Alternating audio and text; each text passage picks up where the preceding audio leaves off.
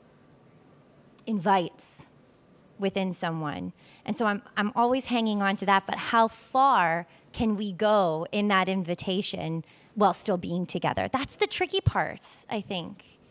And it's really the relationship that's built between all of us to do that, to describe.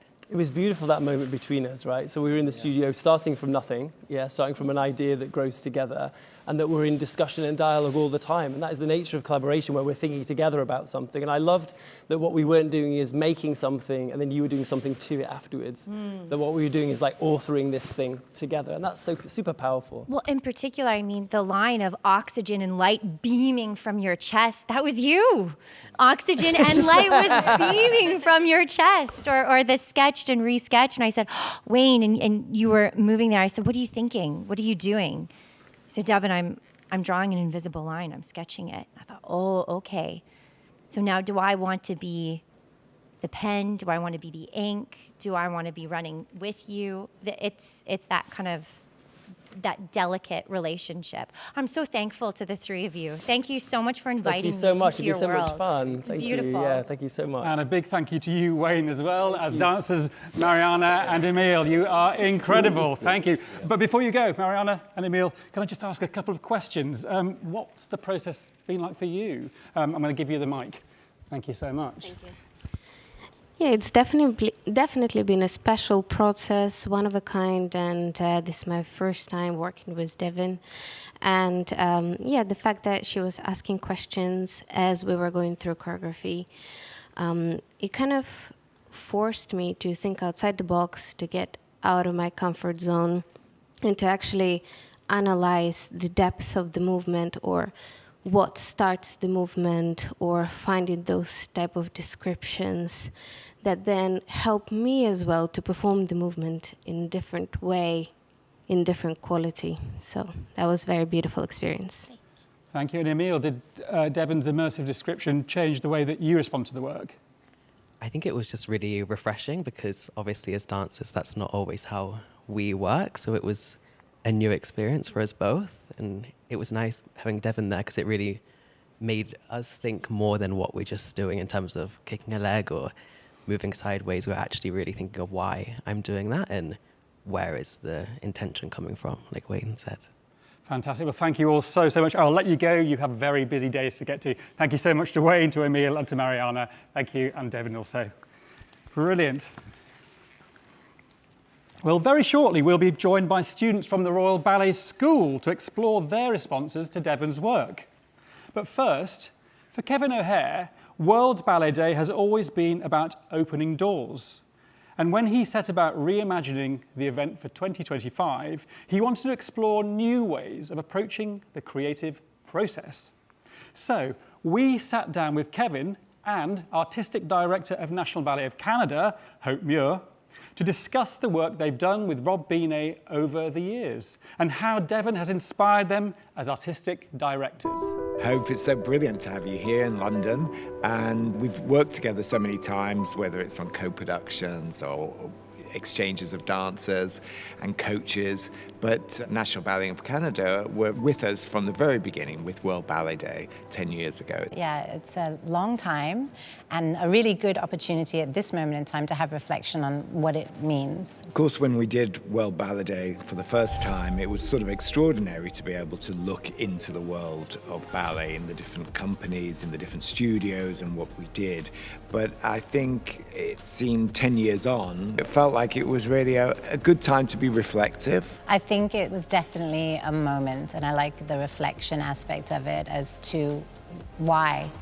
Because if it is just about ballet class and rehearsals and the inner workings of a ballet company, those are our really active audiences already. But what about the people that don't feel ballet is for them? And to be able to reevaluate how we present it, I think it's a really good time. Yeah, and how you can bring the process to life for so many people. And we've both, as well as other companies all around the world, have done ballets, creative ballets, where we've brought people in right from the very beginning that are connected in a way to bring access to so many people. Like when we were doing The Cellist with Kathy Marston, and we worked with the MS Society on that.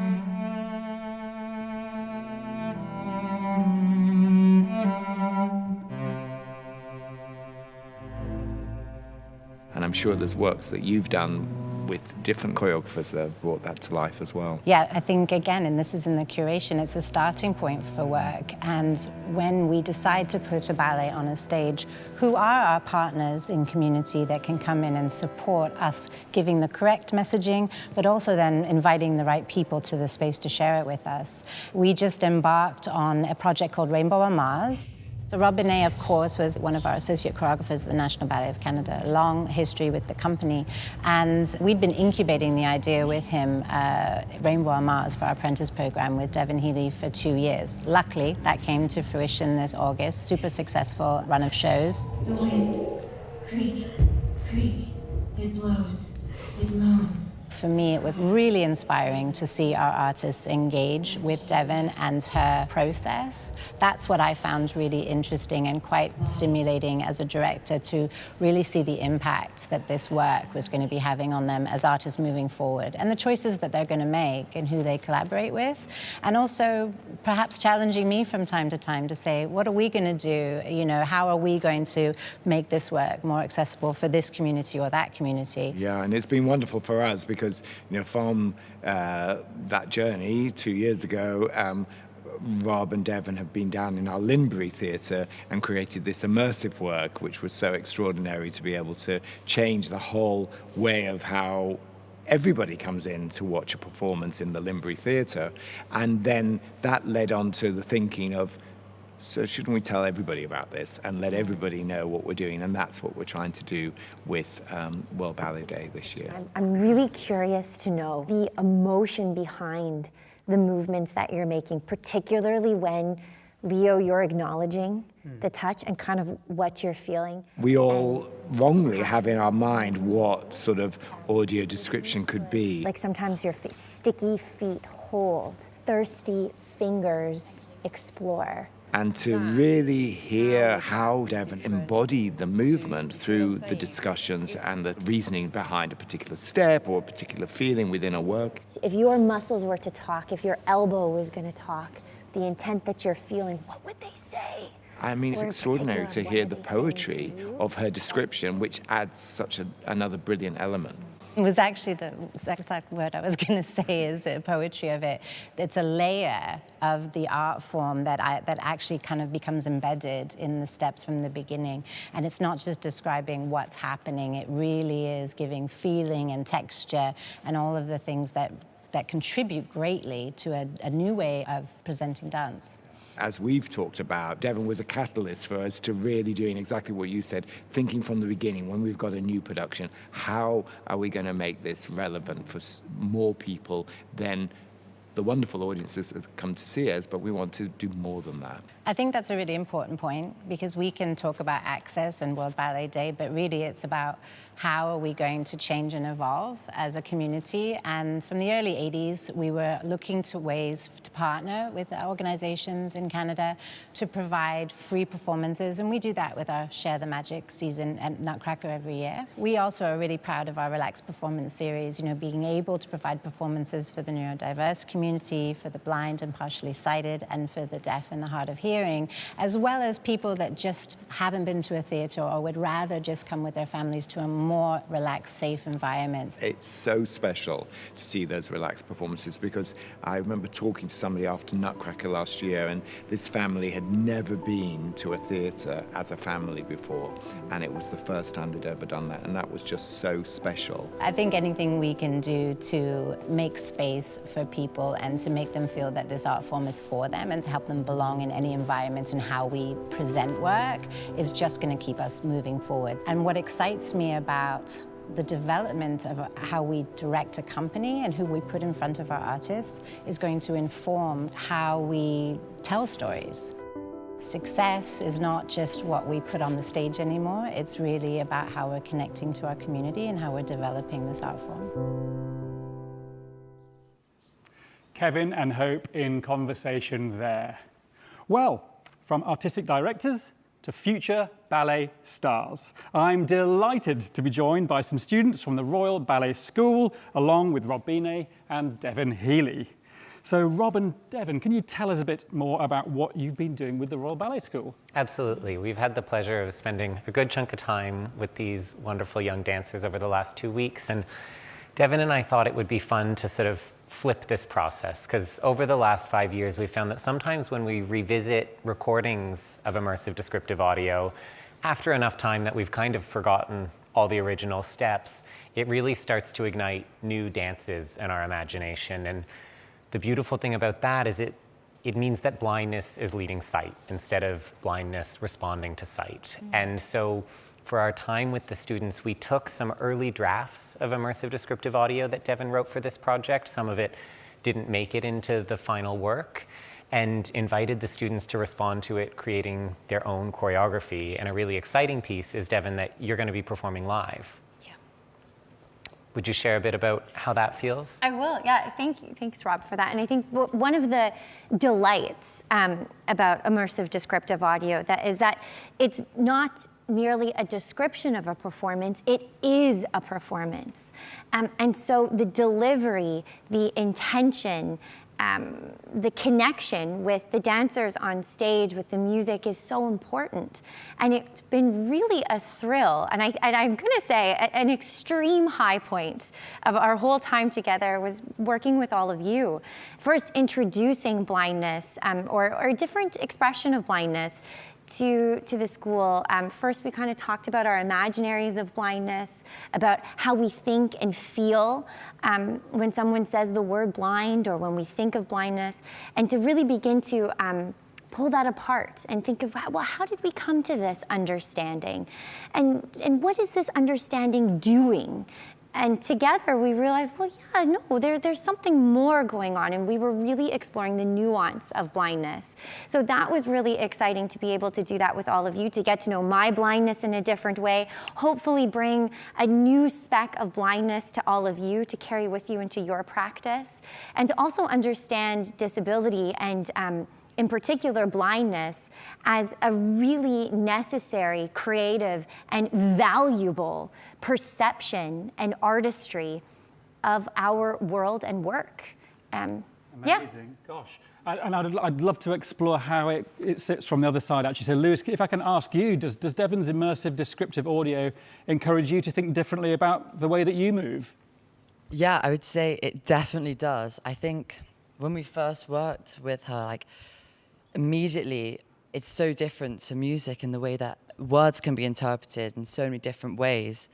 So when we were creating it, I would say everyone was coming up with so many different ideas that all linked back to Devon's, her words. And I think, yeah, it really inspired you to really stretch your creativity and make something that's so unique and personal to you, but also personal to Devon. I think it's really interesting. Wow, thank you, Lewis. That's an amazing answer.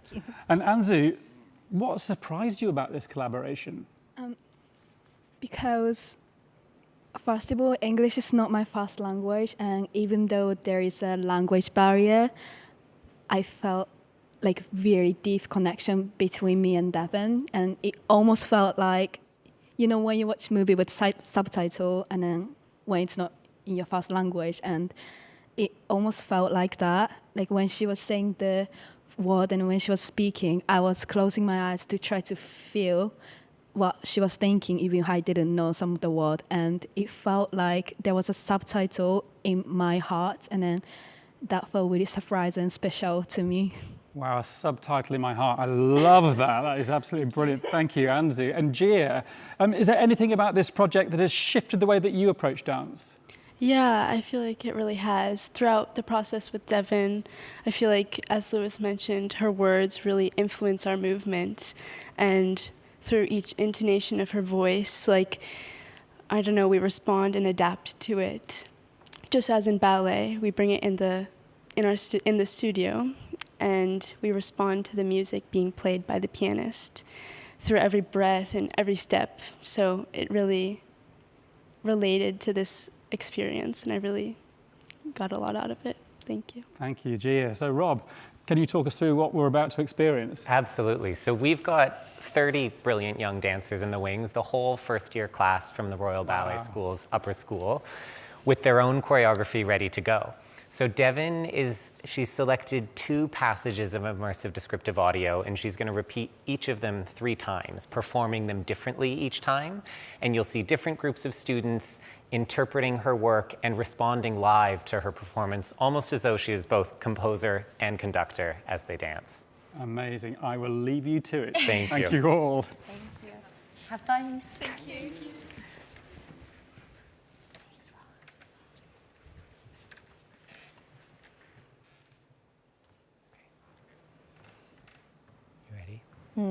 Go for it. They stand, the impressed grooves and calluses, the diatonic chords of their journey, the drops, the lifts, the glides, plucks, and slides, tangled. Sunlight, a bead of sweat.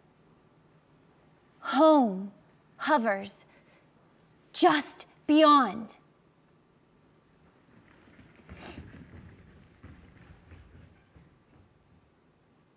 They stand, the impressed grooves and calluses, the diatonic chords of their journey, the drops, the lifts, the glides, plucks, and slides, tangled. Oh, sunlight. A bead of sweat. Home hovers just beyond.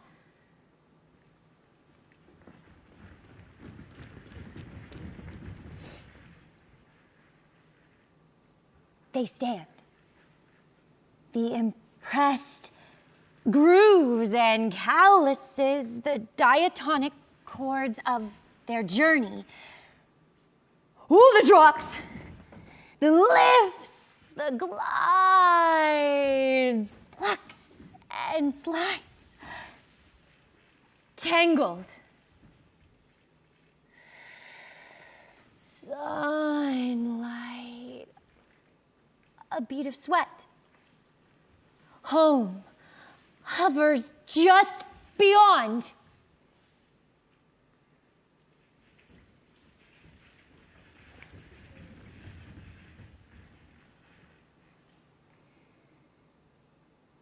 Feel the touch, the sun on skin. Apollo's fingers press, hand on chest. The breath of sunshine moves as rays draw attention west. The heat of contact. Touch as an act of listening. Touch as an invitation to move. Feel the touch before you go.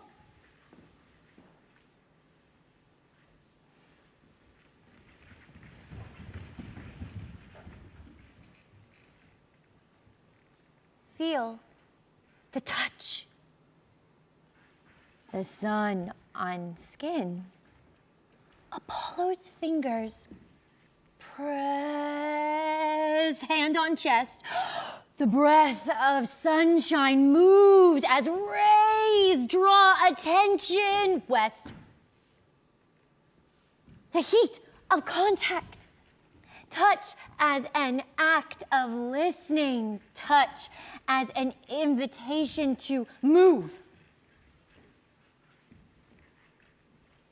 Feel the touch before you go.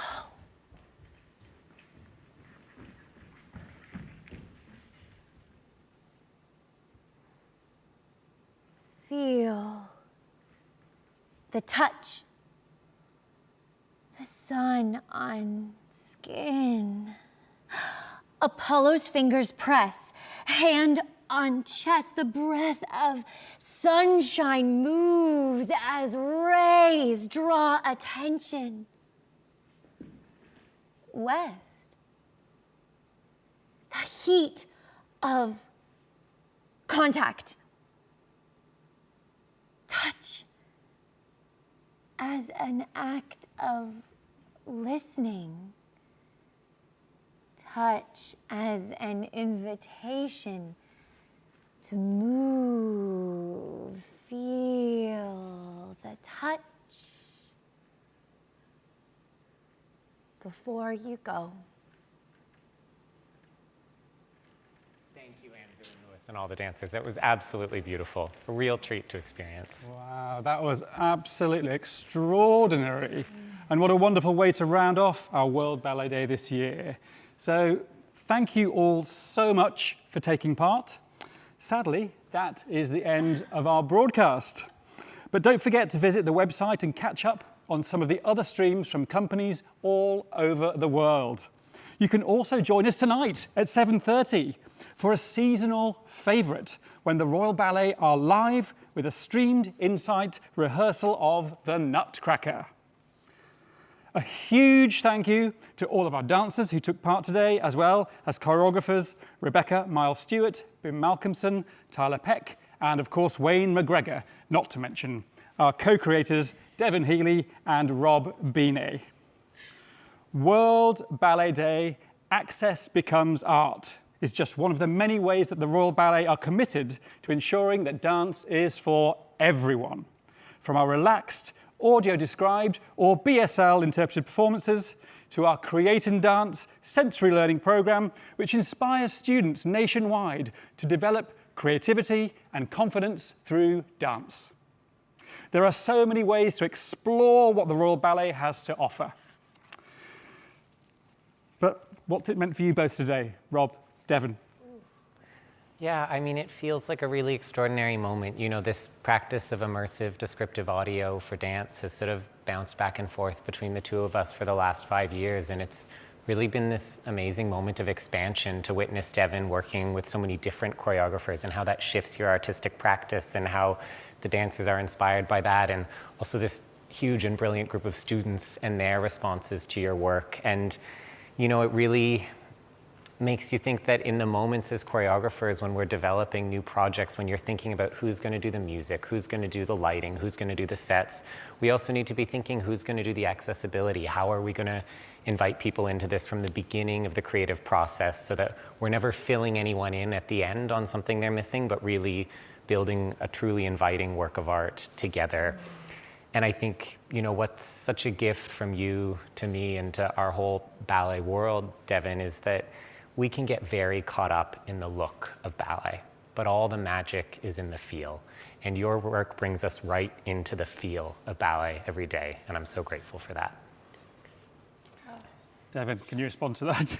David, I mean, what can I say? First and foremost, Rob, it has been such a joy collaborating with you over the last 5 years. And in particular, I want to thank Kevin and the Royal Ballet for really being so open to blindness and nurturing this sense that we can be and do so much more when disability and disabled artists, scholars, and activists are at the heart of reimagining what it means to tell stories. So what does this mean for me? It means the hairs on my arm, David, if you can come really close, they're standing up because I'm just thinking about all the vibrant, exciting work that is happening around the globe right now. And that really, of course, this isn't the beginning because there's been so much happening, but this certainly isn't the end. And today in particular on World Ballet Day, I think about